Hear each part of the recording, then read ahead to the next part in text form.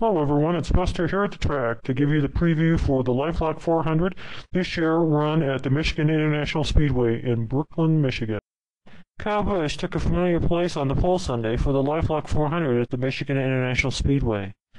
Speedway has wide straightaways and 4 nearly identical turns, but drivers still have trouble on this track, which saw 7 cautions before the day was through.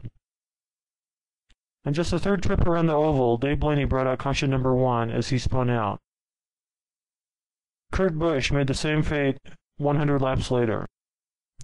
You had better be able to run in traffic at Michigan because the traveling is 3 or 4 wide sometimes even in the corners.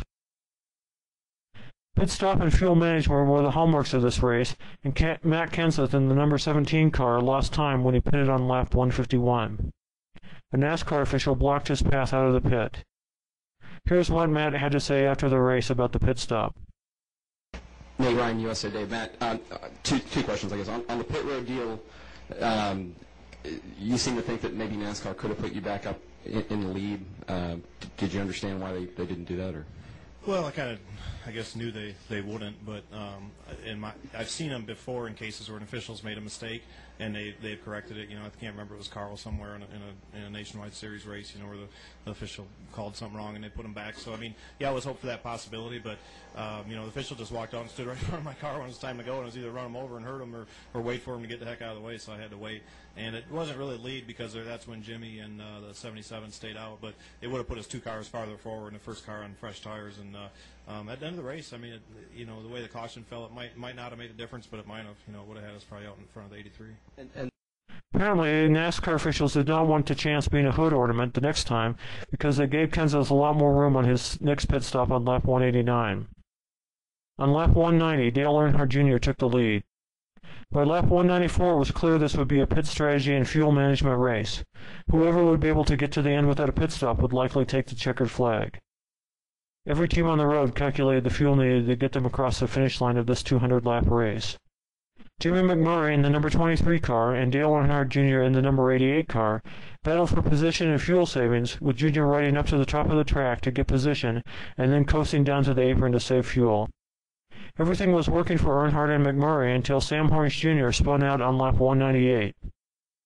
NASCAR wanted to end the race with a green flag lap before the white flag and checkered flag laps, so they extended the race.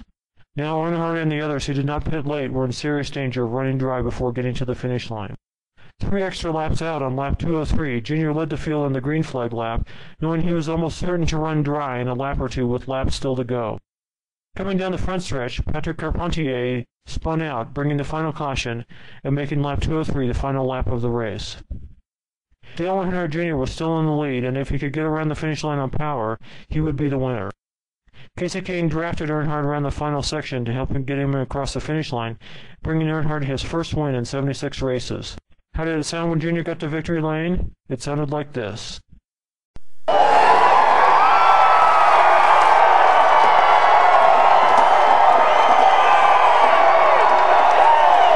opened up the season with a 9-points All-Star win at the shootout. Congratulations, Dale. Here's what Jr. had to say about his win. I felt like we had a top 5, definitely a top 10 car. We came in that last stop. We're going to be about 6 laps short, and I saved 6 laps of gas. So just real lucky. I got to hand it to Tony Jr. for having being a risk taker.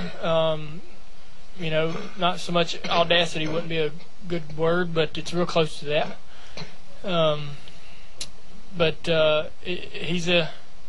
He's done a good job this year getting us good finishes, better finishes than we should probably have.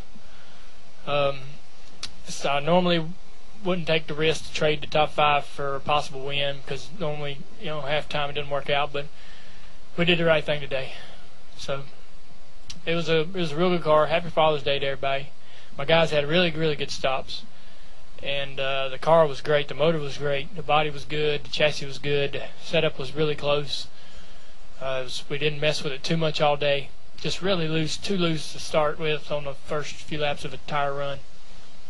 And that's pretty much it. Here are the top 12 finishers in the LifeLock 400. Junior's win and Burton's good result, coupled with Kyle Busch's 13th place finish, brought the top of the field much closer together in the points race standings. Next up, the Toyota Sabre 350 in the wine country of Sonoma, California. See you there.